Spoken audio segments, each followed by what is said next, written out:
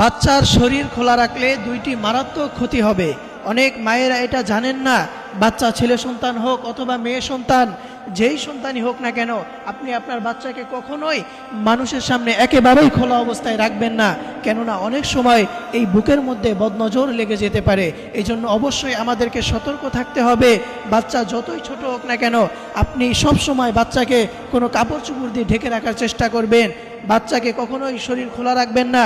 শরীর খোলা রাখলে এক নাম্বার যে ক্ষতি হবে, বাচ্চার মেধা কমে যাবে, তার ইন্টেলেকচুয়াল পাওয়ার, তার মেধা শক্তি দুর্বল হয়ে পড়বে।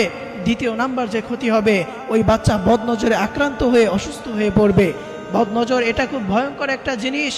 নবীজি সাল্লাল্লাহু আলাইহি ওয়াসাল্লাম জানিয়েছেন, আল আইনু হাক্কুন, বদনজর এটা সত্য একটা বিষয়। এজন্য বাচ্চাদেরকে বদনজর থেকে বাঁচাতে আয়াতুল কুরসি এবং 3 কুল পরে আপনি বাচ্চাকে ফু দিবেন এবং এই বাচ্চাকে সব সময় আপনি কোনো কাপড় চোপড় দিয়ে ঢেকে রাখার চেষ্টা করবেন।